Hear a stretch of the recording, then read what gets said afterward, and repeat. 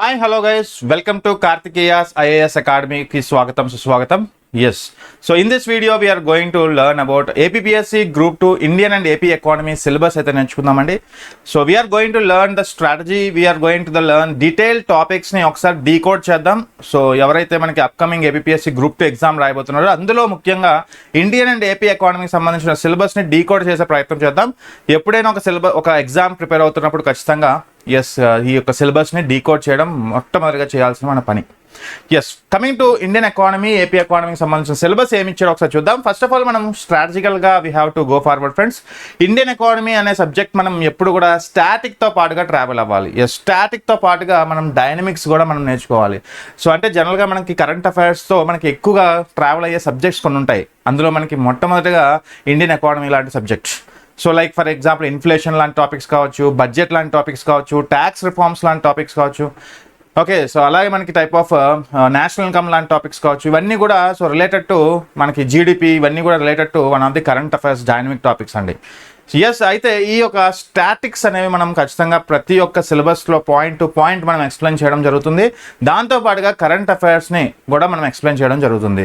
For example ఈ రోజు మనకి ఇన్ఫ్లేషన్ అనే చాప్టర్ అయిందనుకోండి. సో ఇన్ఫ్లేషన్ సంబంధించిన పూర్తిగా 365 degreesలో మనం కాన్సెప్ట్ని క్లియర్గా అర్థం చేసుకొని సో ప్రజెంట్ జరుగుతున్న సిచ్యువేషన్స్ ఏంటి, సో ఇన్ఫ్లేషన్ని కంట్రోల్ చేసే మెజర్మెంట్స్ ఎవరు తీసుకుంటారు, సో ఇన్ఫ్లేషన్ డెఫినేషన్ ఏంటి, జనరల్గా ఇవన్నీ కూడా మనం తెలుసుకుంటాం.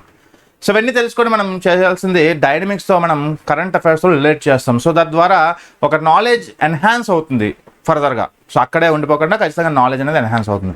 ఎస్, అయితే APPSC Andhra Pradesh public service commission మనకి నిర్ణయించిన సిలబస్ అయితే చూద్దాం. ఫస్ట్ టాపిక్ మనకి తెలుసు కదా, structure of Indian economy, economic planning and policy అండి. అంటే భారతీయ ఆర్థిక వ్యవస్థ నిర్మాణం, ఆర్థిక ప్రణాళిక మరియు విధానం. అయితే ఇందులో 3 టాపిక్స్ మనం చూడొచ్చు. సో 3 టాపిక్స్ మనం చూడొచ్చు ఫస్ట్ టాపిక్లో. ఓకే, జనరల్గా మీ అందరికీ తెలుసు మనకి వన్ ఆఫ్ ది సెక్షన్ ఏ, మనకి వన్ ఆఫ్ ది పేపర్ 2లో సెక్షన్ ఏలో వస్తుంది మనకి. Okay, Indian economy and AP economy 75 మార్కులకు ఉంటుంది.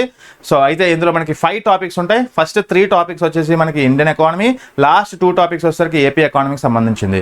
అందులో ఫస్ట్ టాపిక్ వచ్చేసి మనకి ఇండియన్ ఎకానమీ యొక్క structure, economy planning as well as మనకి టైప్ ఆఫ్ పాలసీ. అయితే ఇందులో మనకి 3 పార్ట్స్ ఉన్నాయి. ఒకటి నేషనల్ ఇన్కమ్. ఫస్ట్ టాపిక్ వచ్చేసి నేషనల్ ఇన్కమ్, జాతీయ ఆదాయం. ఈ జాతీయ ఆదాయం సంబంధించిన ఒక పారామీటర్స్ మనం చదువుకోవాలి. సో లైక్ మనకి ఒక జీడిపి అంటాం, జిఎన్పి అంటాం, ఎన్ఎన్పి, ఎన్డిపి, అలాగే how to measure the national income, అంటే జాతీయ ఆదాయాన్ని లెక్కించే పద్ధతులు ఏంటి. సో మనందరికీ తెలుసు ప్రతి దేశానికి జాతీయ ఆదాయం ఉంటుంది. సో ఆ జాతీయ ఆదాయం దేని మీద బేస్ అయి ఉంటుంది, సో దాని యొక్క పారామీటర్స్ ఏంటి, దాని యొక్క ఫ్యాక్టర్స్ ఏంటి, ఇవన్నీ నేర్చుకుంటాం.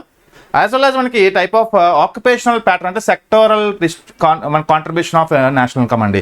లైక్ మనకి టైప్ ఆఫ్ ప్రైమరీ సెక్టార్స్ గురించి నేర్చుకుంటాం, సెకండరీ సెక్టార్స్ గురించి నేర్చుకుంటాం, టెరిషరీ సెక్టార్ గురించి నేర్చుకుంటాం, లైక్ మనకి అగ్రికల్చర్ గురించి. సో ఇవన్నీ కూడా మనకి 3rd చాప్టర్లో క్లియర్గా డిస్క్రైబ్ చేశాడు. So first of all national income అనే టాపిక్లో మనం ఏం చదువుకోవాలి, ఇవన్నీ కూడా మళ్ళీ ఒకసారి డిస్కస్ చేద్దాం. అయితే 3rd టాపిక్ వచ్చేసి మనకి strategy of planning in India. So పంచవర్ష ప్రణాళికలు, ఈ పంచవర్ష ప్రణాళికల యొక్క మెయిన్ ఆబ్జెక్టివ్స్ ఏంటి, థీమ్స్ ఏంటి, రిఫార్మ్స్ ఆఫ్ 1991 ఎకనామికల్ రిఫార్మ్స్ అంటాం, డీసెంట్రలైజేషన్ ఆఫ్ ఫైనాన్షియల్ రిసోర్సెస్లో మనకి నీతి ఆయోగ్ వచ్చింది. అంటే ప్లానింగ్ కమిషన్కి రీప్లేస్గా నీతి ఆయోగ్ వచ్చింది, మీకు తెలిసిందే. సో ప్లానింగ్ కమిషన్కి నీతి ఆయోగ్కి డిఫరెన్స్ ఏంటి, సో ప్లానింగ్ కమిషన్ యొక్క 5-year ప్లాన్స్ యొక్క ఆబ్జెక్టివ్స్ ఏంటి, ఫస్ట్ ప్లాన్ నుంచి 12th ప్లాన్ వరకు కొన్ని చీట్ కోడ్స్ మనం చెప్పుకుంటాం. సో ఏ ప్లాన్ సక్సెస్ అయింది, ఏ ప్లాన్ ఫెయిల్ అయిందని. ఒకసారి ఇది మనకి ఒక టైప్ ఆఫ్ ఓవరాల్గా మనకి సెక్షన్ అంటే మనకి పార్ట్ 1. ఓకే, ఒక టైప్ ఆఫ్ ఫస్ట్ టాపిక్ అండి. అయితే ఒక్కసారి మనం దీన్ని కొంచెం బ్రీఫ్గా వెళ్దాం. సో ఫస్ట్ ఆఫ్ ఆల్ మనకి నేషనల్ ఇన్కమ్ డెఫినేషన్స్ గురించి నేర్చుకుంటామండి. So the total money earned within a country is known as national income అని తెలుసు అందరికీ కూడా. అలా ఫ్యామిలీ ఇన్కమ్ అంటాం కదా, ఫ్యామిలీ ఇన్కమ్ అనేది మంత్లీ మనం చూస్తాం. ఒక ఫ్యామిలీలో ఎంతమంది సభ్యులు ఉంటారో అంతమంది కలిసికట్టుగా మనకి సంపాదించిన అమౌంట్ని ఫ్యామిలీ ఇన్కమ్ అంటాం. అలాగే ఒక దేశం సంపాదించిన డబ్బుని ఒక జాతీయ ఆదాయం అంటాం. ఒక ఫైనాన్షియల్ ఇయర్లో చూస్తాం, అది ఒక అకౌంటింగ్ ఫైనాన్షియల్ ఇయర్లో మనం ఒక ఆర్థిక వ్యవస్థ, సో ఆర్థిక దేశం ఎలా సంపాదించింది, సో ఎంత సంపాదించింది, సో ఎలా సంపాదిస్తుంది. ఫర్ ఎగ్జాంపుల్ మనకి వస్తు సేవలను ఉత్పత్తి చేస్తూ మనకి డబ్బులు సంపాదిస్తుంది. The total money earned within a country, how it is earning, by producing some goods and services, by paying some taxes. మనం ట్యాక్సెస్ కడుతున్నాం, డైరెక్ట్ ట్యాక్స్, ఇండైరెక్ట్ ట్యాక్స్ కడుతున్నాం. సో ఇలా జీడిపి డిఫరెన్స్, జిఎన్పి డిఫరెన్స్ ఏంటి, జీడిపికి జిఎన్పికి difference ఏంటి, ఒక national product, ఒక domestic product, అలాగే net national, net domestic product. So ఇలా మనకి 4 పారామీటర్స్ చూసిన తర్వాత క్యాల్కులేషన్ మెథడ్స్ చూస్తాం. ఆ తర్వాత మనకి ప్రొడక్షన్ మెథడ్ అంటే ఏంటి, సో ఎక్స్పెండిచర్ మెథడ్ అంటే ఏంటి, యాజ్ వెల్ యాజ్ మనకి ఇన్కమ్ మెథడ్ ఏంటి. There are 3 methods of calculating national income. So ఇదంతా క్యాల్కులేట్ చేసుకొని మనం ఎవరు క్యాల్కులేట్ చేస్తున్నారు, సిఎస్ఓ, సెంట్రల్ స్టాటిస్టికల్ ఆఫీస్ మనకి క్యాల్కులేట్ చేస్తుంది under ministry of statistics and programme implementation. So ఇలా మనకి ఒక టైప్ ఆఫ్ ఓవర్వ్యూగా జాతీయ ఆదాయం సంబంధించిన మొత్తం క్వశ్చన్స్ అనేవి కూడా చేస్తాం. అంటే ఒక టాపిక్ అనేది 360 డిగ్రీస్లో మనం కంప్లీట్ చేసుకొని దాని చుట్టూ మనకి ఒక నెంబర్ ఆఫ్ క్వశ్చన్స్ అయితే చేస్తాం. సో దానివల్ల ఏమవుతుందంటే మనం క్వశ్చన్స్ రూపంలో కూడా కొంత ఎన్హాన్స్ అవ్వచ్చు నాలెడ్జ్. అంటే ఏ టైప్ ఆఫ్ టాపిక్ నుంచి ఎలాంటి స్టైల్ ఆఫ్ క్వశ్చన్స్ వస్తున్నాయి, ఎంత type of a pattern of questions వస్తున్నాయి. సో అది కూడా మనకి డైరెక్ట్ క్వశ్చన్స్ రావచ్చు, కొన్ని స్టేట్మెంట్ వైజ్ క్వశ్చన్స్ రావచ్చు. సో ప్రతి కాన్సెప్ట్ బ్యాక్ సైడ్ మనకి ప్రతి కాన్సెప్ట్ అయిపోయిన తర్వాత we will discuss about around questions అండి.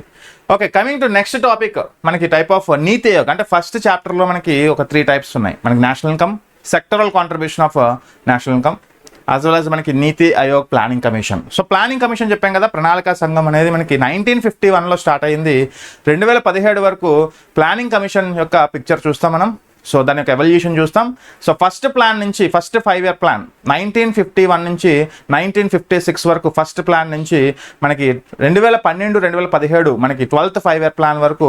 సో మెయిన్ ఆబ్జెక్టివ్స్ ఏంటి, సక్సెస్ అయిందా, ఫెయిల్ అయిందా, సో ప్రతి ప్లాన్ ఎవరు ఇంట్రడ్యూస్ చేశారు, సో ప్రతి ప్లాన్లో మెయిన్ ఆబ్జెక్టివ్స్. ఫర్ ఎగ్జాంపుల్ మనకి పోవర్టీ ఎరిడికేషన్, సో పేదరిక నిర్మూలనపై దృష్టి పెట్టిన ప్రణాళిక ఏది. అలాగే గరీబీ హటావో, సో హిందీలో గరీబీ హటావో స్లోగాన్ ఇచ్చిన ప్లాన్ ఏది. అలాగే నేషనలైజేషన్ ఆఫ్ బ్యాంక్స్, బ్యాంకుల యొక్క జాతీకరణ చేసిన ప్లాన్ ఏది. అలాగే మనకి ఎకనామిక్ రిఫార్మ్స్ తీసుకొచ్చిన ప్లాన్ ఏది, ఎల్పిజి అంటాం. సో ఇలాగా ప్రతి ప్లాన్ యొక్క ఆబ్జెక్టివ్స్తో పాటుగా సక్సెస్ అయిందా, ఫెయిల్ అయిందా, ఎందుకు ఫెయిల్ అయింది, ఎందుకు సక్సెస్ అయింది నేర్చుకుంటాం. ఇలా మొత్తం ప్లానింగ్ కమిషన్స్ అయిపోయిన తర్వాత మనకి దాంతో రిప్లేస్ అయింది నీతి ఆయోగ్ రిప్లేస్ అయింది. సో నీతి ఆయోగ్ ఎందుకు రిప్లేస్ అయింది ప్లానింగ్ కమిషన్తో, సో 12 5-year ప్లాన్స్ తర్వాత ఎందుకు 13th ప్లాన్ కొనసాగించలేదు ప్రధానమంత్రి మోడీ గారు వచ్చి, ఎందుకు దాంతో మనకి నీతి ఆయోగ్ని రిప్లేస్ చేశారు. ఒక స్టాచ్యుటరీ బాడీ కాదు, నైదర్ కాన్స్టిట్యూషనల్ బాడీ కాదు. So it is extra constitutional body, both planning commission and NITI Aayog. So ఇలా మనకి సో నీతి ఆయోగ్కి ప్లానింగ్ కమిషన్కి కొంత డిఫరెన్సెస్ తెలుసుకొని, సో అలాగే నీతి ఆయోగ్ ప్రపోజల్స్ చేసిన మనకి ప్లాన్స్ ఏంటి. So one of the 15-year strategy అంటాం. ఇవి ప్లానింగ్ కమిషన్ 5-year స్ట్రాటజీ అయితే మనకి వన్ ఆఫ్ ది నీతి ఆయోగ్ వచ్చి 15-year స్ట్రాటజీ 2015-30 ఒక స్ట్రాటజికల్ పేపర్ తయారు చేస్తుంది. సో దాని గురించి మనం చూసుకుంటూ మనం క్వశ్చన్స్ చేస్తామండి. ఒక 40 to 50 క్వశ్చన్స్ అరౌండ్ ఈ ప్లానింగ్ కమిషన్స్ చేస్తున్న కొద్దీ మనకి ఒక టైప్ ఆఫ్ సాటిస్ఫాక్షన్, ఒక టైప్ ఆఫ్ నాలెడ్జ్ అనేది ఎన్హాన్స్ అవుతుంది. ఇలా మనకి ఫస్ట్ చాప్టర్ నుంచి 3 టాపిక్స్ అనేవి తీసుకుంటే మనకి నేషనల్ ఇన్కమ్ ఒకటి, సెక్టరల్ కాంట్రిబ్యూషన్ ఆఫ్, అది మనకి 3rd చాప్టర్లో చెప్తాను. So sectoral contribution of national income as well as మనకి type of planning commission, NITI Aayog. So ఇలా 3 chapters. I hope it is got it the point. Okay, next coming to second part, మనకి money, banking as well as public finance, foreign trade. ఇందులో మనకి చూసుకుంటే 4 topics ఉంటాయి, hidden topics 4 ఉంటాయి. జనరల్గా చూసుకుంటే మనకి మనీ అండ్ బ్యాంకింగ్ అనేది మనకి ఫార్మ్స్ ఆఫ్ మనీ సప్లై అంటాం. ఓకే, సో ఫర్ ఎగ్జాంపుల్ మనం ఒకసారి మనం ఏపీపీఎస్సీ వాడు ఏమి ఇచ్చాడో ఒకసారి చూసేద్దాం, దాని తర్వాత మనం కొంచెం బ్రీఫ్గా చూద్దాం. సో మనకి functions and measures of money supply అని ఇచ్చాడు ఫ్రెండ్స్. సో అంటే reserve bank of India, so reserve bank of India యొక్క ఫంక్షన్స్ ఏంటి, దాని యొక్క పాలసీ రేట్స్ ఏంటి, ఎలా కంట్రోల్ చేస్తుంది క్రెడిట్ని. ఓకే, ఇవన్నీ చూద్దాం. ఫస్ట్ ఆఫ్ ఆల్ వాడు ఏమి ఇచ్చాడో చూద్దాం. యాజ్ వెల్ యాజ్ సెకండ్ పార్ట్లో మనకి ఇండియన్ బ్యాంకింగ్ స్ట్రక్చర్ గురించి ఇచ్చాడు, దాని డెవలప్మెంట్స్ యాజ్ వెల్ యాజ్ మనకి టైప్ ఆఫ్ రిఫార్మ్స్. ఓకే, భారత బ్యాంకింగ్ యొక్క నిర్మాణం, అభివృద్ధి మరియు సంస్కరణలు ఏమైనా జరిగాయా. As well as third point మనకి ఇన్ఫ్లేషన్ అండి. ఖచ్చితంగా ద్రవ్యోల్బణం అనేది ఒక హాట్ టాపిక్. ఇన్ఫ్లేషన్ యొక్క కాజెస్ ఏంటి, దాని యొక్క డెఫినేషన్ ఏంటి, దాని యొక్క రెమెడీ స్టెప్స్ ఏంటి, ఎలా దీన్ని మనం ఒక బయట పెడతాం. ఇన్ఫ్లేషన్ అనే డెఫినేషన్తో మనం స్టార్ట్ చేసి ఇన్ఫ్లేషన్ యొక్క నెగిటివ్స్ని మనం ఎలా పారద్రోలు వేయాలి, ఎలాంటి మెజర్స్ తీసుకుంటే ఇలాంటి ఒక ఇన్ఫ్లేషన్ నుంచి మనం బయటపడాలి. సో ఇలాంటివి ఒకసారి మనం చెప్పుకుందాం. As well as fourth topic Indian fiscal policy as well as మనకి budget as well as foreign trade గురించి నేర్చుకుంటాం. ఓకే, సో ఫర్ ఎగ్జాంపుల్ మనకి ఫిజికల్ పాలసీలో మనకి డెఫిసిట్ ఫైనాన్సింగ్ ఏంటి, fiscal responsible budget management FRBM గురించి చెప్పుకుంటాం, రీసెంట్ బడ్జెట్ గురించి చెప్పుకుంటాం 25-26 సంబంధించిన, అలాగే ట్యాక్స్ స్ట్రక్చర్స్ గురించి నేర్చుకుంటాం. ఓకే, పబ్లిక్ ఫైనాన్స్లో మనకి ఏం చెప్పుకుంటాం, జిఎస్టీస్, డైరెక్ట్ ట్యాక్సెస్ అంటే ఏంటి, క్యాపిటల్ రిసీప్ట్స్ అంటే ఏంటి, ఇవన్నీ కూడా నేర్చుకుంటాం. సో అలాగే రీసెంట్ ఇండియన్ బడ్జెట్తో కూడా మనం చెప్పుకుంటాం ఫ్రెండ్స్. సో ఇలా మనకి ఒక టైప్ ఆఫ్ సెకండ్ చాప్టర్లో మనకి, అలాగే నెక్స్ట్ ఒక టైప్ ఆఫ్ ఫారెన్ ట్రేడ్ అనే చాప్టర్ కూడా ఉంది మనకి, అంతర్జాతీయ వాణిజ్యం. సో ఇలా 4 చాప్టర్. ఒకసారి వీటిని బ్రీఫ్గా చూద్దాం. సో ఫస్ట్ ఆఫ్ ఆల్ మనకి రిజర్వ్ బ్యాంక్ ఆఫ్ ఇండియా ఎందుకు చదువుకోవాలి. మన దేశంలో మన యొక్క ఫియాట్ కరెన్సీని రెగ్యులేట్ చేసే బాధ్యత central bank of India, RBI. అంటే ఫియాట్ కరెన్సీ అంటే ఏంటి? Combination of paper currency plus coins. ఇలాంటి ఒక టైప్ ఆఫ్ ద్రవ్య నిధిని ఖచ్చితంగా అది రెగ్యులేట్ చేసే సంస్థ మనకి RBI, central bank of India. అటువంటి ఆర్బీఐ యొక్క పుట్టుపూర్వకాలు లైక్ ఎవరు రికమెండ్ చేశారు, ఆర్బీఐ ఎప్పుడు స్థాపించారు, ఆర్బీఐ యొక్క యాక్ట్ ఏంటి, అలాగే ముఖ్యంగా ఆఫీసెస్ ఆఫ్ ఆర్బీఐ, ఎక్కడెక్కడ ఆర్బీఐ యొక్క ఆఫీసెస్ ఉన్నాయి, ఫస్ట్ ఆఫీస్ ఎక్కడ, హెడ్ ఆఫీస్, సెకండ్ ఆఫీస్ ఎక్కడ షిఫ్ట్ చేశారు. సో మనకి 1935లో కలకట్టాలో ఉండే ఆఫీస్ని 1937లో ముంబైకి షిఫ్ట్ చేశారు ఈస్ట్ ఇండియా కంపెనీ వాళ్ళు. సో ఇలా మనకి ఒక టైప్ ఆఫ్ దాని యొక్క హిస్టరీ అంతా కూడా నేర్చుకొని ఫస్ట్ ఆర్బీఐ అనేది ఒక ప్రైవేట్ బ్యాంక్గా ఉండేది ఫ్రెండ్స్. ఆ తర్వాత బ్యాంక్ అనేది నేషనలైజ్ చేశారు government of India on one particular date year January 1st, 1949 RBI has been nationalised by government of India. So ఇలా మనకి ఆర్బీఐ యొక్క ఫంక్షన్స్ నేర్చుకొని, అలాగే బోర్డ్ ఆఫ్ డైరెక్టర్స్ ఎవరు ఉంటారు, 21 మెంబర్స్ ఉంటారు కదా. సో ఆర్బీఐ గవర్నర్తో పాటుగా 4 deputy governors, 10 members from government of India, 4 members from local boards, 2 members from government of మన ఫైనాన్స్ మినిస్ట్రీ. సో ఇలా మనకి వీళ్ళందరూ యొక్క స్ట్రక్చర్ ఏంటి, సో అలాగే ఆర్బీఐ యొక్క సబ్సిడరీస్. సో అంటే ఆర్బీఐ చేతుల్లో 4 సంస్థలు 100% పనిచేస్తూ ఉంటాయి, లైక్ డిఐసిజిసి, ఇఫ్టాస్, రెబిట్, అలాగే మనకి type of BRB and MPL, note Mudran private limited.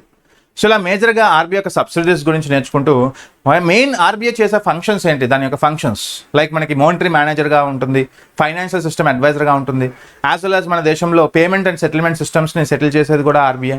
అలాగే బ్యాంకర్ ఆఫ్ ఆల్ బ్యాంక్స్గా అంటాం, అలాగే బ్యాంకర్ ఆఫ్ గవర్నమెంట్ అంటాం. సో ఇలా మనకి మొత్తం ఫైనాన్షియల్ సిస్టమ్ అంతా కూడా చూసుకునేది ఆర్బీఐ. కాబట్టి ఆర్బీఐ ఒక్కటే సరిపోతుందా? సో ఖచ్చితంగా ఆర్బీఐ ఒక్కటే దేశంలో ఉండదు కదా, ఖచ్చితంగా టైప్స్ ఆఫ్ బ్యాంక్స్ కూడా నేర్చుకోవాలి కదా. సో ఖచ్చితంగా types of banks, first bank మనకి ఏంటి, హిస్టారికల్ బ్యాక్గ్రౌండ్తో స్టార్ట్ చేస్తాం. సో టైప్స్ ఆఫ్ బ్యాంక్స్ మనకి కమర్షియల్ బ్యాంక్స్ ఉంటాయి, డెవలప్మెంటల్ బ్యాంక్స్ ఉంటాయి, స్పెషలైజ్డ్ బ్యాంక్స్ ఉంటాయి, పేమెంట్ బ్యాంక్స్ ఉంటాయి, స్మాల్ బ్యాంక్స్ ఉంటాయి, అలాగే మనకి టైప్ ఆఫ్ డిపాజిట్స్ అకౌంట్స్ ఉంటాయి మనకి. సో అలాగే బ్యాంక్ యొక్క అసెట్ ఏంటి, బ్యాంక్ యొక్క లైబిలిటీస్ ఏంటి, బ్యాంక్ యొక్క బ్యాలెన్స్ షీట్స్ ఏంటి, ఓకే. అలాగే మనకి types of loans and advances గురించి నేర్చుకుంటాం. సో ఇలాగ ఏటీఎంస్ గురించి చాలామంది, ఏటీఎంస్ అనేవి మనకి ఆఫ్ సైట్ ఆన్ సైట్ ఉంటాయి, మీకు తెలుసు.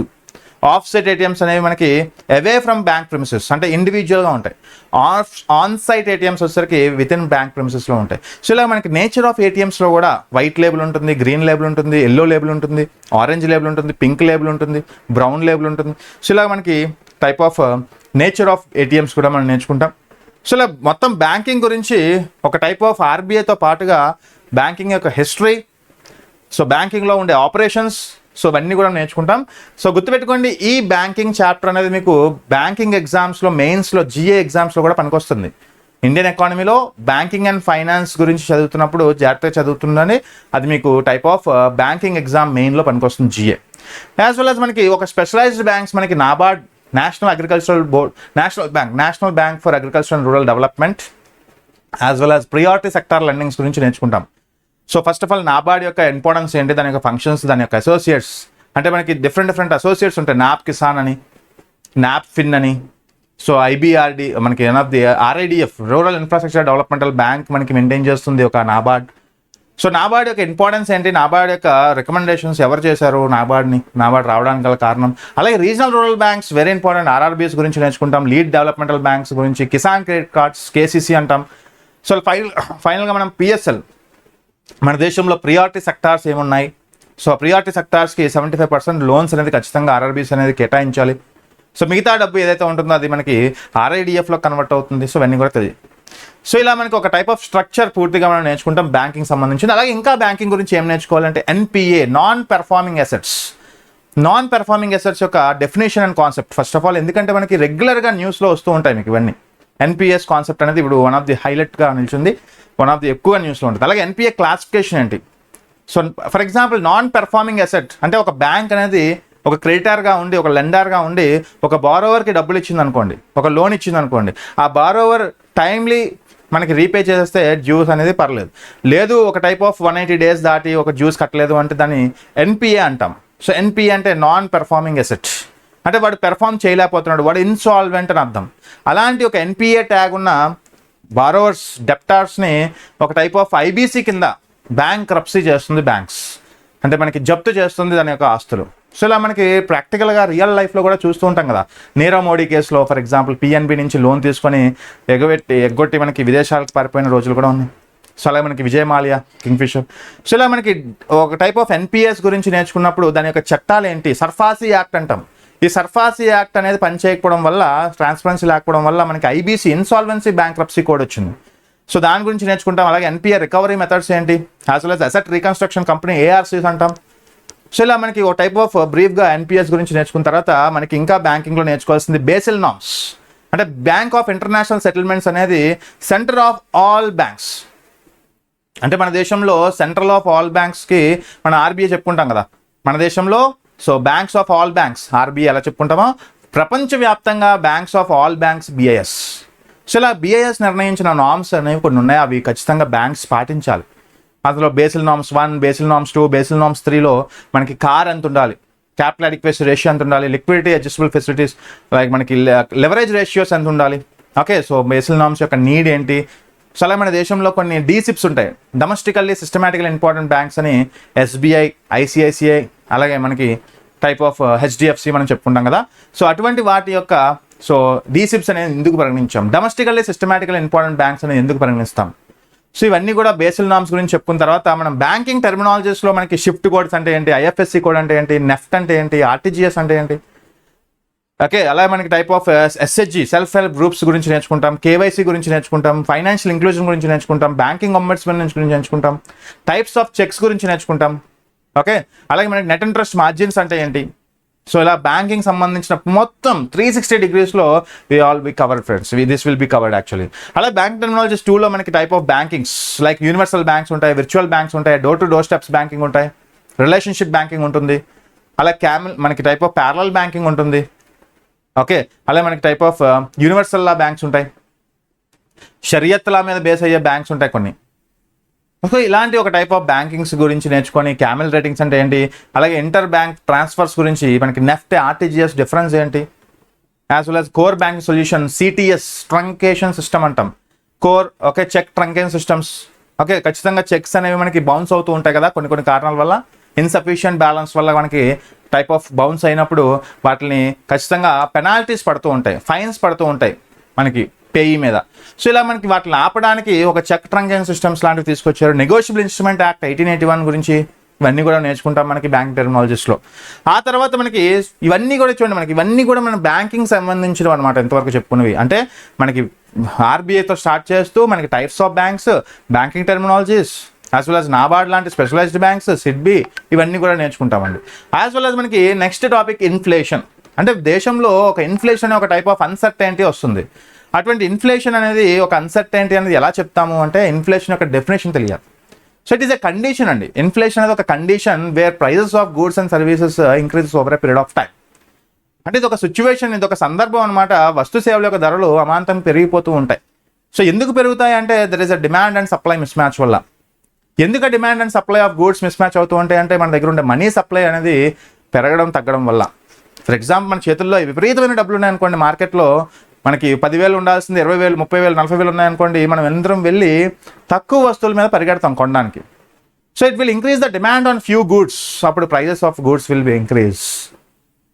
ఓకే, సో ఇలాంటి ఒక ఇన్ఫ్లేషన్ లాంటి పరిస్థితులు వచ్చినప్పుడు సో ధరల యొక్క ప్రైజెస్ పెరిగిపోతూ ఉంటాయి, రూపీ యొక్క వాల్యూ తగ్గిపోతూ ఉంటుంది, పర్చేసింగ్ పవర్ ఆఫ్ కరెన్సీ తగ్గిపోతూ ఉంటుంది. ఒకప్పుడు 100 రూపాయలకి లీటర్ పెట్రోల్ వచ్చేది, ఇప్పుడు 110 పెడితేనే లీటర్ రావట్లేదు, అంటే 100 రూపాయలకి లీటర్ కూడా రావట్లేదు ఇప్పుడు ప్రజెంట్. అంటే 100 రూపీస్కి వాల్యూ తగ్గిపోతుంది ఇన్ఫ్లేషన్ టైంలో. So deflation is opposite to inflation. So in covid లాంటి సిచ్యువేషన్ కానీ, డిమానిటైజేషన్ సిచ్యువేషన్ కానీ ప్రజల్లో డబ్బులు లేవు. డబ్బులు లేనప్పుడు ఏమవుతుంది, so there is no demand of good. ఒక 10,000 వస్తువు కొనాలంటే మన దగ్గర డబ్బులు ఉండేవి కావు డిమానిటైజేషన్ టైంలో. సో అప్పుడు ఏమవుతుంది, వస్తువుల యొక్క డిమాండ్ లేకపోయినప్పుడు సో ప్రైజెస్ తగ్గిపోవడం, so purchasing power of currency మనకి పెరిగిపోవడం. సో ఇలా మనకి ఇన్స్టెబిలిటీ అయిపోతుందండి. అటువంటి ఒక సిచ్యువేషన్, అన్సర్టెనిటీ సిచ్యువేషన్ నుంచి మనం బయటపడాలి అంటే సో ఆర్బీఐ యొక్క monetary policy, government of India physical policy use చేసి సెటరైట్ చేస్తాయి. అలాంటి ఇన్ఫ్లేషన్ డెఫినేషన్స్ ఏంటి, టైప్స్ ఆఫ్ ఇన్ఫ్లేషన్స్ ఏంటి, deflation, reflation, stagflation, okay, so recession. So ఇలాంటి ఒక టైప్ ఆఫ్ హోలిస్టిక్గా మనం ఈ యొక్క ఇన్ఫ్లేషన్ టాపిక్ని మనం ఫినిష్ చేస్తూ, so first of all inflation యొక్క నెగిటివ్ ఎఫెక్ట్స్ ఏంటి, నెగిటివ్ ఎఫెక్ట్స్ నుంచి మనం బయటపడాలి అంటే దేశంలో రూపాయి వాల్యూని కాపాడాలి అంటే మనం కొన్ని టూల్స్ వాడతాం అనమాట. బెస్ట్ ఎగ్జాంపుల్ చూడండి, మనకి ఫర్ ఎగ్జాంపుల్ మన బైక్ రిపేర్ వచ్చిందంటే మనం ఏం చేస్తాం, కొన్ని టూల్స్ వాడి సెటరైట్ చేస్తాం. అలాగే దేశంలో ఒక ఆర్థిక అనిశ్చితి వచ్చింది, సో ఆ టైంలో ఆర్బీఐ కొన్ని టూల్స్ వాడుతుంది అనమాట. So like repo rates, reverse repo rates, statutory rates, okay, SLR, CRR, repo rate, reverse repo rates, bank rates అంటాం, మార్కెట్ ఓపెన్ మార్కెట్ ఆపరేషన్స్ అంటాం. సో ఇలా ఆర్బీఐ యూజ్ చేసే ద్రవ్య విధానాలు, దాన్ని ఆర్బీఐ మోనిటరీ పాలసీ టూల్స్లో భాగంగా ఇవన్నీ నేర్చుకుంటాం. అంటే ఇన్ఫ్లేషన్ టైంలో రెపో రేట్ని ఏం చేస్తుంది ఆర్బీఐ, డిఫ్లేషన్ టైంలో రెపో రేట్ని, సిఆర్ఆర్ని, ఎస్ఎల్ఆర్ని ఇవి ఏం చేస్తాయి. సో ఇలాగ మేజర్గా మనకి కరెంట్ ఓరియంటెడ్గా మనం చదువుకుంటాం ఫ్రెండ్స్ ఇవన్నీ. సో ఇన్ఫ్లేషన్ అనే చాప్టర్ మొత్తం 360 degreesలో నేర్చుకున్న తర్వాత మనం కరెంట్ అఫైర్స్లో రిలేట్ చేస్తూ మనం వెళ్తే మనం ఖచ్చితంగా ఎన్హాన్స్ అవుతుంది నాలెడ్జ్. మీరు ఇంకెప్పుడు జీవితంలో మర్చిపోలేరు ఎకానమీ అనే సబ్జెక్ట్ని. సో ఇది మన plan actually. So plan of action is nothing but simple, crispy knowledge అనేది ఖచ్చితంగా 360 degreesలో మనం ఇవ్వడం ట్రై చేస్తున్నాం. సో దాని తర్వాత మీరు చేయాల్సింది ఏంటంటే హోంవర్క్గా మీరు పేపర్ అనాలిసిస్ చేసుకోవాలి, పేపర్తో మనం ముడిపడాలి, పేపర్తో మనం టచ్లో ఉండాలి. సో మనం చెప్పిన టాపిక్స్ని పేపర్స్తో లింకప్ చేసుకొని మనం 100% సాటిస్ఫాక్షన్ పొందుతాం. సో ఇలా మనకి టైప్ ఆఫ్ ఇన్ఫ్లేషన్ లాంటి టాపిక్స్ నుంచి మనం నేర్చుకుంది ఏంటి, దాని యొక్క నెగిటివ్ ఎఫెక్ట్స్ నుంచి ఎవరు కాపాడుతారు అంటే మనకి ఆర్బీఐ మోనిటరీ పాలసీ టూల్స్ ద్వారా. ఇది మనకి ఒక type of topic. Next topic వచ్చేసి సెకండ్ చాప్టర్లో మనకి బడ్జెట్ గురించి అండి.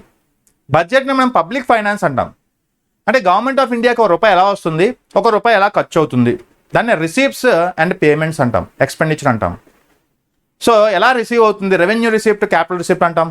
రెవెన్యూ అంటే ట్యాక్స్, నాన్ ట్యాక్స్. ట్యాక్స్లో మనకి direct tax, indirect tax. Direct ట్యాక్స్లో మనకి ప్రోగ్రెసివ్ ట్యాక్స్ అంటాం, ఇండైరెక్ట్ ట్యాక్స్ని రెగ్రెసివ్ ట్యాక్స్ అంటాం. డైరెక్ట్ ట్యాక్స్ని మనకి type of corporate tax and personal income tax అంటాం.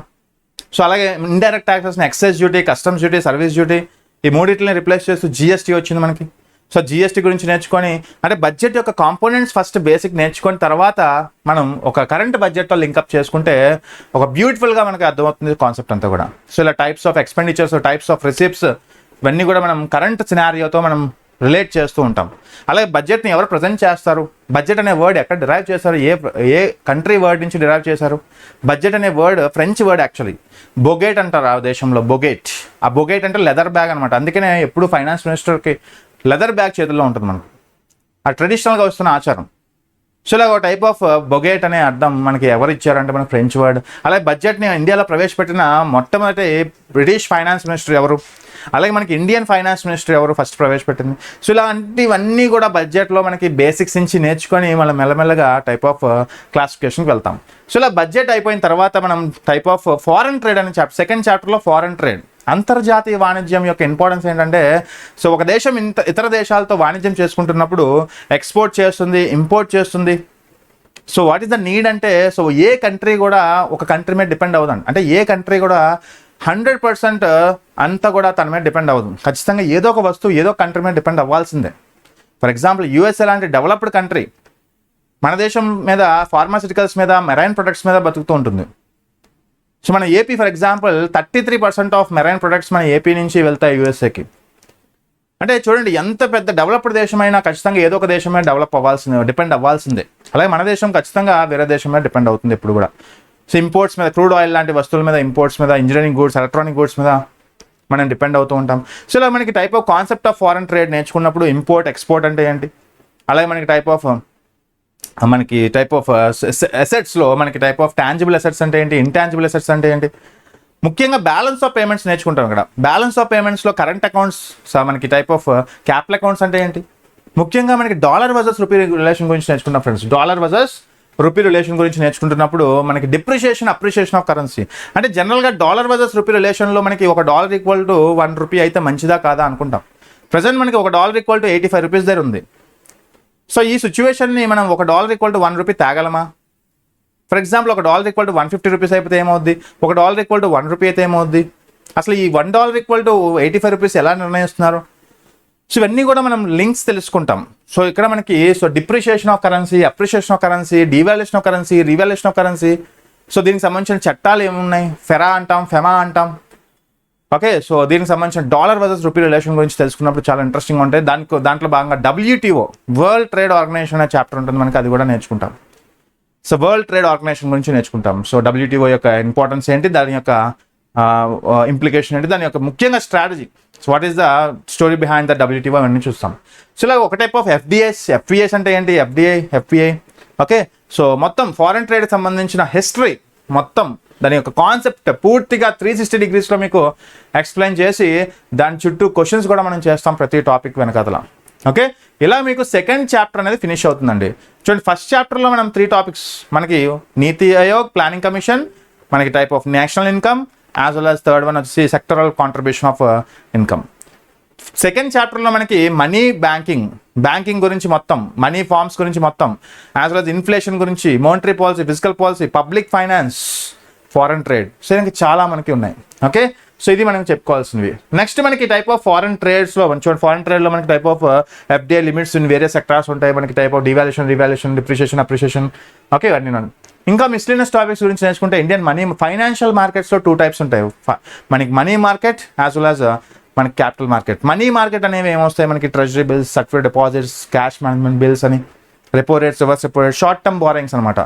సో వీటి గురించి నేర్చుకుంటాం. మనీ మార్కెట్ ఇన్స్ట్రుమెంట్స్ రెగ్యులేట్ చేసేది ఆర్బీఐ. అలాగే మనకి క్యాపిటల్ మార్కెట్లో మనకి షేర్స్, బాండ్స్ గురించి నేర్చుకుంటాం. సో సెబీ అంటే ఏంటి, ముఖ్యంగా మనకి SEBI is the regulator of security exchange board of India, is regulator of capital market. అందులో మనకి ఎన్ఎస్సి, బిఎస్సి గురించి నేర్చుకుంటాం, బేరిష్, బుల్లిష్ గురించి నేర్చుకుంటాం. ఓకే, సో ప్రైమరీ మార్కెట్ అంటే ఏంటి, సెకండరీ మార్కెట్ అంటే ఏంటి. సో ముఖ్యంగా దీనిలో డిమాట్ అకౌంట్స్ గురించి నేర్చుకుంటాం. అంటే ఒకసారి ట్రేడింగ్ స్టార్ట్ చేసినప్పుడు you have to open some demat accounts. So normal savings, normal current accounts మనం పనిచేయవు. So what is the type of demat accounts. So ఇవన్నీ కూడా నేర్చుకోండి. మనం ఒక షేర్స్ అండ్ బాండ్స్ గురించి కూడా మనం ప్రాక్టికల్గా నేర్చుకుంటాం. సో ఇది సెకండ్ చాప్టర్ సంబంధించిన మొత్తం టైప్ ఆఫ్ బ్రీఫ్ ఎక్స్ప్లెనేషన్.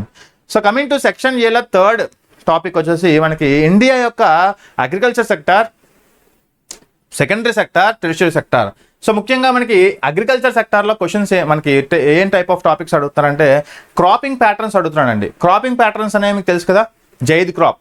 మనకి టైప్ ఆఫ్ అగ్రికల్చర్ సంబంధించిన ఇంట్రడక్షన్ ఇస్తూ అగ్రికల్చర్లో ఫార్మింగ్ గురించి నేర్చుకుంటాం. ఫార్మింగ్లో మనకి సబ్సిడెన్స్ యాజ్ వెల్ యాజ్ మనకి కమర్షియల్ క్రాపింగ్స్ ఉంటాయి. సబ్సిడెన్స్ అంటే జీవనాధారం చేసే వ్యవసాయం.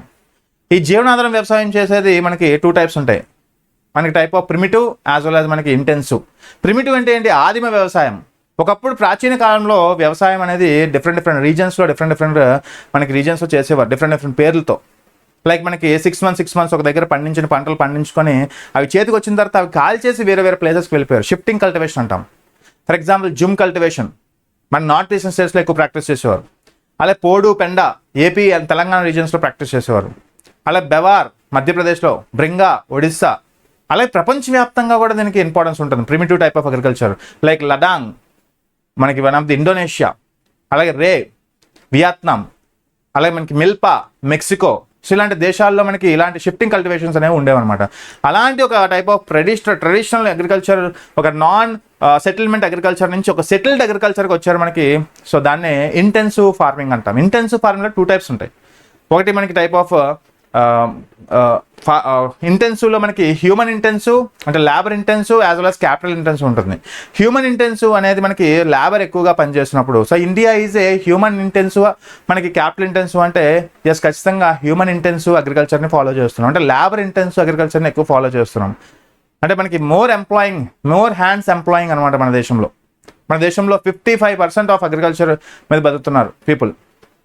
55% of people are depends on agriculture sector. ఇలా మనకి మెయిన్గా అగ్రికల్చర్ అనే చాప్టర్ని ఒకసారి మనం ఇంట్రడ్యూస్ చేసుకుంటూ మనం క్రాపింగ్ ప్యాటర్న్స్కి వెళ్తాం అనమాట. Like rabi crop, kharif crop, zaid crop. So type of crops ఏంటి, టైప్ ఆఫ్ రెయిన్ఫాల్ ఏంటి, టైప్ ఆఫ్ టెంపరేచర్ ఏంటి, అంటే క్లైమేటిక్ కండిషన్స్ ఎలా ఉండాలి.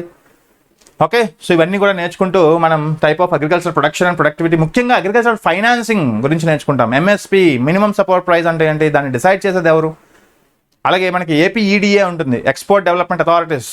Agricultural produce export development authorities గురించి నేర్చుకుంటాం. ముఖ్యంగా అగ్రికల్చరల్ ప్రైజింగ్ అండ్ పాలసీస్ గురించి మనకి సిఏసిపి ఉంటాయి, commission on agriculture and cost price. Okay, so cabinet commission of economic affairs, cabinet commission on economic affairs అనేది మనకి ఎంఎస్పీని మనకి డిసైడ్ చేస్తుందండి.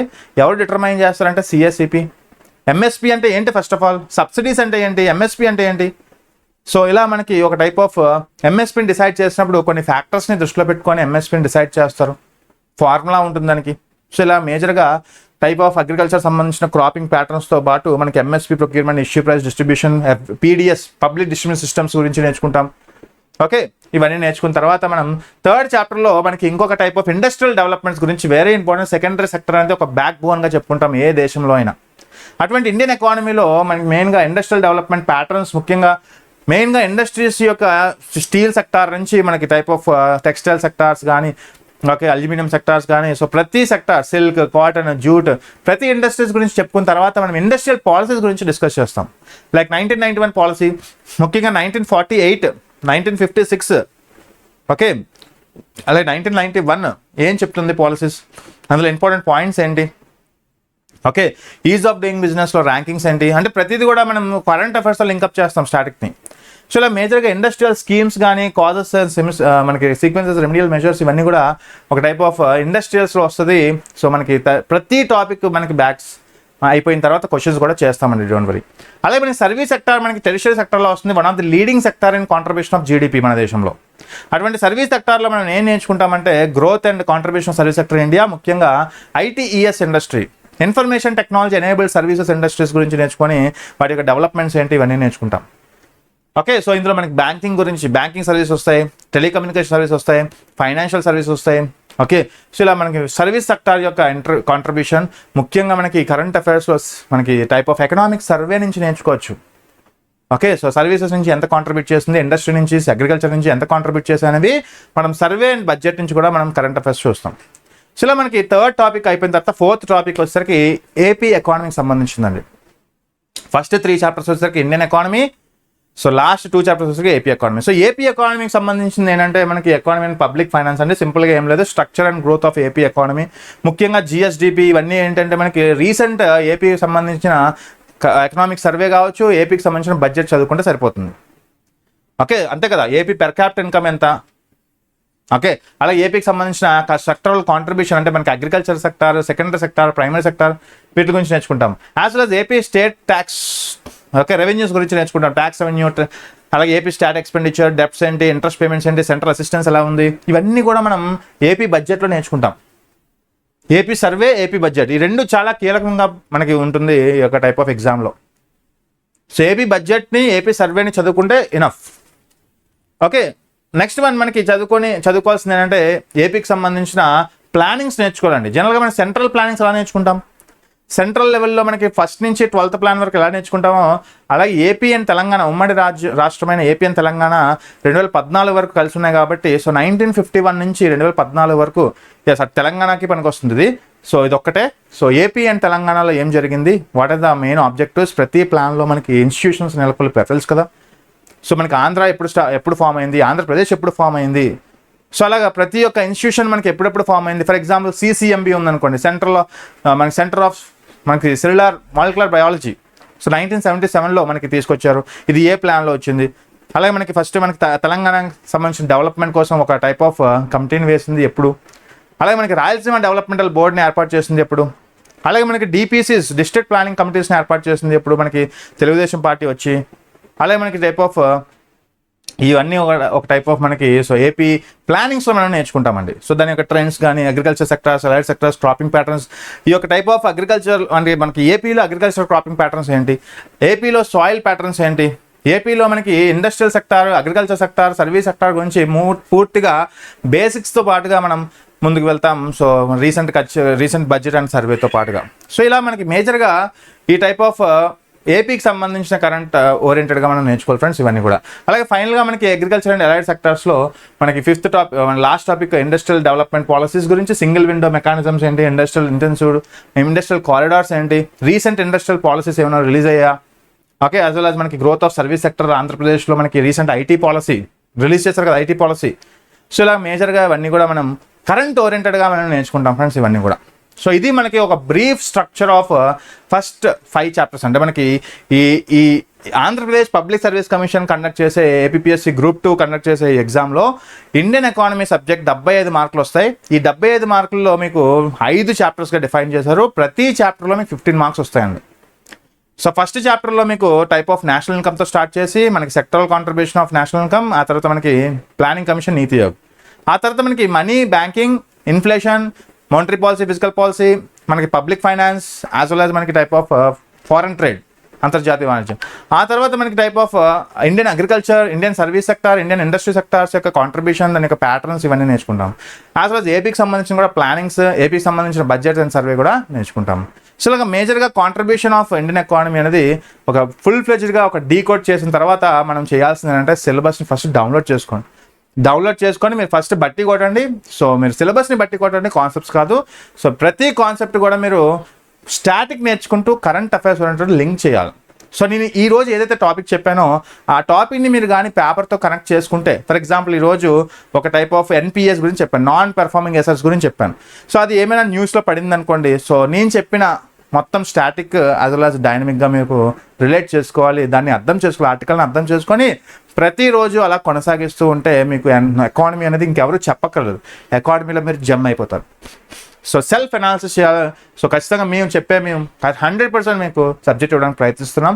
సో దీన్ని మీరు చేయాల్సింది ఏంటంటే హోంవర్క్గా మీరు కరెంట్ అఫైర్స్తో లింకప్ చేసుకోండి. సో ఖచ్చితంగా you will be develop. So ఇది మనకి స్టాటిక్ పార్ట్ అనేది మనం కంప్లీట్ చేసుకున్నాం కదా. ఇప్పుడు కరెంట్ అఫైర్స్ని ఎలా డీల్ చేయాలి అంటే జనరల్గా ఎకానమీ అనే సబ్జెక్ట్ మనకి డైనమిక్గా ఉంటుంది నేచర్, మీకు తెలిసిందే. సో మిగతా జాగ్రఫీ కావచ్చు, హిస్టరీ కావచ్చు, మీకు తెలిసిందే స్టాటిక్ సంబంధించింది. బట్ ఎకానమీకి వస్తే మనకి టైప్ ఆఫ్ డైనమిక్ ఎక్కువగా క్వశ్చన్స్ వస్తాయి, అప్లికేషన్ క్వశ్చన్స్.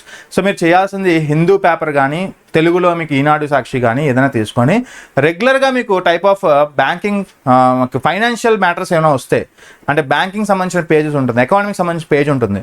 సో దాన్ని మీరు ఎక్కువ పరిగణించండి. ఫర్ ఎగ్జాంపుల్ ఈరోజు ఆర్బీఐ ఏదైనా ఇంట్రడ్యూస్ చేస్తుంది అనుకోండి, ఆర్బీఐ ఏదైనా పాలసీ తీసుకొచ్చింది అనుకోండి, ఆర్బీఐ ఏదైనా రెపో రేట్ ప్రకటించింది అనుకోండి. సో ఇలాగా మీకు ఏదో ఒక సంబంధించిన ఎకనామికల్ న్యూస్ అనేది న్యూస్లో ఉంటుంది. సో వాటిపై ఎక్కువ ఫోకస్ చేయండి. సో చెప్పాను కదా, నేను చెప్పిన దానికి మీరు పేపర్స్ లింకప్ చేసుకొని ముందుకు వెళ్తే so it will be miracle. Okay, so next అది మనకి నేషనల్, ఇంటర్నేషనల్ రెండు కవర్ చేయాలి. ఫర్ ఎగ్జాంపుల్ ఇప్పుడు డొనాల్డ్ ట్రంప్ మన యుఎస్ఏ ప్రెసిడెంట్ మనకి ఇండియా మీద కాదు ప్రతి దేశం మీద ఆంక్షలు విధించారు. అలాగే ఇండియా కూడా మనకి 26% ఆఫ్ ట్యాక్స్ని విధించారు మనకి. సో టు డొమెస్టికల్లీ డెవలప్ అనమాట. యుఎస్ఏ ఒక ఇంపోర్ట్స్ని ఆపడానికి, సో మన దేశం నుంచి వస్తున్న వస్తువుల్ని ఆపడానికి 27% నుంచి 26%కి, యాక్చువల్గా మన 27 నుంచి 1% తగ్గించారు. అది పెద్ద మ్యాటర్ కాదు. బట్ 26% టారిఫ్స్ని ఇంపోజ్ చేయడం మొదలుపెట్టింది. దీనివల్ల ఏమవుతుందంటే ఎక్స్పోర్టర్స్ ఖర్చు ఎక్కువైపోతుంది. ఎక్స్పోర్టర్స్ అనేవారు మనకి బెనిఫిట్ అవ్వరు. సో ఖచ్చితంగా ఇంపోర్టింగ్ దేశమైన యుఎస్ఏ అనేది దేనికి చేస్తుంది ఇవన్నీ అంటే, సో డొమెస్టికల్గా మన దేశం యొక్క ఓన్ ప్రొడ్యూసర్స్ మీద డిపెండ్ అవ్వాలి, వేరే దేశాల మీద వస్తువుల మీద ఆధారపడకూడదు అనే ఒక లక్ష్యంతో డొనాల్డ్ ట్రంప్ ఈ నిర్ణయం తీసుకున్నారు. సో ఇలాంటి ఒక టైప్ ఆఫ్ రిలేషన్స్ గురించి నేర్చుకోవాలి, ఫారెన్ ట్రేడ్ గురించి, ఇవన్నీ గురించి. సో ఇలాగ ఇంటర్నేషనల్, నేషనల్ రెండు కవర్ చేయాలండి. ఇంటర్నేషనల్, నేషనల్ రెండు కవర్ చేయాలి related to economy. Okay, so దీని తర్వాత మనం చేయాల్సింది ఏంటంటే కొన్ని సోషల్ వెల్ఫేర్ స్కీమ్స్ కూడా కవర్ చేయాలి యాక్చువల్గా. సో లైక్ మనకి ప్రజెంట్ మనకి 2014 నుంచి 2024 వరకు ప్రధానమంత్రి మోడీ 10 సంవత్సరాల కంప్లీషన్లో భాగంగా మనం ప్రతి స్కీమ్ కూడా ఇంపార్టెంటే. ఓకే, సో రీసెంట్గా వచ్చిన స్కీమ్స్ కావచ్చు, బిజ్లీ యోజన ఫర్ ఎగ్జాంపుల్ మనకి ప్రధానమంత్రి, సో బిజ్లీ యోజన కావచ్చు, మనకి బేటీ పడావో బేటీ బచావో కావచ్చు, ప్రధానమంత్రి జన్ధన్ యోజన. సో ఇలాంటివి అంటే మీకు తెలిసిన స్కీమ్స్ అన్నీ కూడా మనం ఒక సోషియో ఎకనామిక్ డెవలప్మెంట్ వైపుగా ఆలోచిస్తాయి. సామాజిక ఆర్థిక అభివృద్ధి కోసం స్కీమ్స్ని ఇంట్రడ్యూస్ చేస్తారు. డిఫరెంట్ మినిస్ట్రీస్ దీంట్లో తలదూరుస్తాయి. సో ఇలా మనకి మొత్తం ఈ యొక్క type of social welfare schemes అనేవి పాస్ట్ నుంచి ప్రజెంట్ వరకు మొత్తం అన్ని కవర్ చేసుకుంటూ మనం ముఖ్యంగా పిఐబి లాంటివి అంటే కరెంట్ అఫైర్స్లో మనం ముఖ్యంగా చూడాల్సింది ఏంటంటే పిఐబి అండి, ప్రెస్ ఇన్ఫర్మేషన్ బ్యూరో ఒక సైట్ అనేది మీరు ఫాలో అవ్వాలి. ఆ తర్వాత మీరు చేయాల్సింది న్యూస్ పేపర్, మీకు చెప్పాను కదా news paper, as well as మనకి యోజన కురుక్షేత్ర అనేవి మెటీరియల్స్ ఉంటాయి. యోజన కురుక్షేత్ర ప్రతి మంత్ రిలీజ్ చేస్తుంటారు. యోజన వచ్చేసరికి గవర్నమెంట్ ఆఫ్ ఇండియా పత్రిక, కురుక్షేత్ర ప్రైవేట్ వాడు రిలీజ్ చేస్తాడు. యోజన వచ్చేసరికి ప్రతి మంత్ ఒక రూరల్ డెవలప్మెంట్ అని, ఒక మంత్ హెల్త్ అని, ఒక మంత్ ఇన్ఫ్రాస్ట్రక్చర్ అని. సో ప్రతిది ఫర్ ఎగ్జాంపుల్ రూరల్ డెవలప్మెంట్ అనుకోండి, ప్రతి టాపిక్ ఫ్రమ్ స్టార్టింగ్ నుంచి లాస్ట్ వరకు మొత్తం దాని యొక్క నోట్స్ అనేది అక్కడ ఉంటుంది. సో మీరు దాన్ని సెగ్రిగేట్ చేసుకొని ఇంపార్టెంట్ పాయింట్స్ని నోట్ చేసుకోవాలి. సో ఇలా యూపీఎస్సీకి కావాల్సిన మ్యాటర్ అంతా కూడా అటు స్టాటిక్తో పాటుగా డైనమిక్గా మీరు ట్రావెల్ అవ్వాలి. సో ఇది మీకు ఒక type of preparation strategy of economy అండి. సో మీకు ఇంకా ఏమైనా డౌట్ ఉన్నా సో మీరు కామెంట్ బాక్స్లో కామెంట్ చేయొచ్చు. So we will try to reach you. So ఖచ్చితంగా మీ అందరికీ పనికొస్తుందనే ఈ యొక్క టైప్ ఆఫ్ వీడియో చేస్తాం. యాజ్ వెల్ యాజ్ ఇంకొకటి మనకి బుక్స్ అండి, చాలామంది బుక్స్ అడుగుతుంటారు. బుక్స్ వచ్చేసి మీకు ఫస్ట్ ఆఫ్ ఆల్ ఎన్సీఆర్టీలో మీకు మేజర్గా మీకు 9th క్లాస్ టెక్స్ట్ బుక్ ఒకటి ఉంటుందండి. So development of Indian independence okay, so since independence నుంచి ఎకనామీ ఎలా డెవలప్ అయింది, దాంట్లో పోవర్టీ అండ్ ఇందులో చూడండి చాలా మ్యాటర్ ఇంకా ఉంది. మనకి పోవర్టీ అండ్ ఎంప్లాయ్మెంట్ లాంటివి చదువుకోవాలి, దాని యొక్క స్టాటిస్టిక్స్ ఏంటి చదువుకోవాలి, అలాగే హ్యూమన్ డెవలప్మెంట్ ఇండెక్స్ HDI గురించి నేర్చుకోవాలి, మల్టీ డైమెన్షనల్ పోవర్టీ ఇండెక్సెస్ గురించి నేర్చుకోవాలి. సో ఇక చాలా ఉన్నాయి మనకి టైప్ ఆఫ్ బ్రీఫ్గా మనం ఎక్స్ప్లెయిన్ చేసుకోలేదు, ఇంకా టైం సరిపోదు కాబట్టి. సో అలా మనకి NCERT 9th క్లాస్ బుక్ అనేది మొత్తం కవర్ చేస్తుంది. యాజ్ వెల్ యాజ్ మీకు రమేష్ సింగ్ అనే బుక్ ఉంటుంది ఫ్రెండ్స్. రమేష్ సింగ్ కూడా మీకు చూడొచ్చు. తెలుగు మీడియం వాళ్ళకి మీకు తెలుసు కదా, డిఫరెంట్ ఆప్షన్స్ ఉన్నాయి. సో ఇలా మేజర్గా మనకి టైప్ ఆఫ్ స్టాటిక్ ఒక రెఫరెన్స్ బుక్స్ కూడా మనం తెలుసుకోవాలి. సో యోజన కురుక్షేత్రం మస్ట్ అండ్ షుడ్. అలాగే మీకు హిందూ పేపర్ని కొంచెం మనకి స్టార్ట్ చేస్తే మెల్లమెల్లగా మనకి ఎకనామిక్ టైమ్స్ కూడా టచ్ చేస్తుండాలి. ఎకనామిక్ టైమ్స్లో మెజారిటీ ఆఫ్ న్యూస్ వచ్చేసరికి ఎకానమీ ఉంటుంది కాబట్టి సో మీకు ఇంకా నాలెడ్జ్ అనేది వస్తుంది ఎకానమీకి సంబంధించింది. సో ఇది మనకి ఒక type of strategy of Indian economics.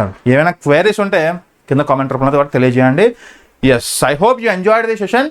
So మీకు క్లారిటీ వచ్చింది అనుకుంటున్నాను. ఇండియన్ ఎకానమీ, AP ఎకానమీకి సంబంధించిన 75 మార్కులని ఎలా ట్రాక్ చేయాలి. సో ఇలా మనం కాంప్రహెన్సివ్గా ఈ ఫుల్ సిలబస్ మీద మనం పట్టు సంపాదిస్తే కనుక మీకు ఎగ్జామ్లో తిరుగు లేకుండా సో 75 out of 70 కూడా వచ్చే అవకాశం ఉంటుందండి. 75 మార్క్స్కి 70 కూడా వచ్చే అవకాశం ఉంటుంది. సో మీరు చేయాల్సింది ఏంటంటే కన్సిస్టెన్సీగా మీరు ఈ యొక్క సిలబస్ని తరోగా ప్రాక్టీస్ చేస్తూ దీంట్లో ఉండే టాపిక్స్ని స్టాటిక్తో పాటుగా డైనమిక్తో రిలేట్ చేసుకుంటూ ముందుకు వెళ్తూ ఎన్హాన్స్ అవ్వండి నాలెడ్జ్ని. మీకు ఇంకా తిరిగే లేదు economy. Yes, thank you so much and have a nice day. Bye-bye.